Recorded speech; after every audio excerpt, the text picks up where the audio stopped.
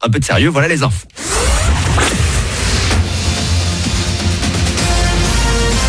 Toute l'actu sur Énergie Monaco-Menton avec Frédéric Plein. Bonjour, du plein soleil avec le lever du jour sur Monaco et la Côte d'Azur. Le ciel aura ensuite tendance à se voiler sur le littoral et même bien se couvrir sur le moyen et l'arrière-pays avec également des averses. 18 degrés vont s'afficher au max à Roquebrune, 13 à Breil. C'était la météo sur Énergie avec le Taj, restaurant indien à Menton, en livraison à domicile et vente à emporter.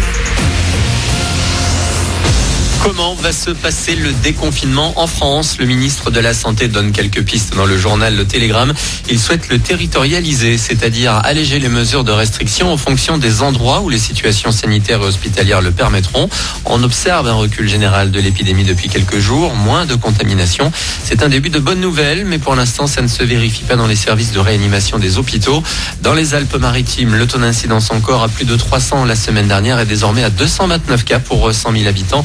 Même tendance à Monaco où il a même été divisé par 2 en 8 jours, à désormais 62. Du mieux sur le front de la pandémie, mais pas encore de l'emploi en principauté notamment.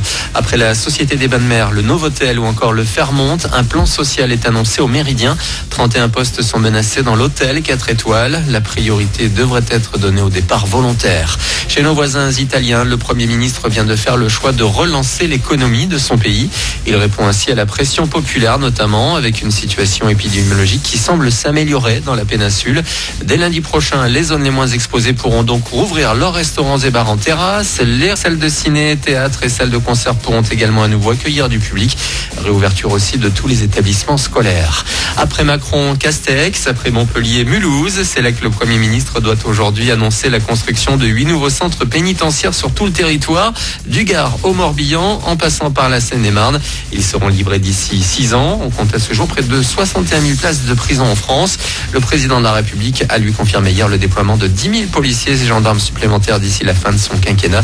Il y en aura 95 de plus rien que cette année dans les Alpes-Maritimes, dont 17 dans le Mentonnet.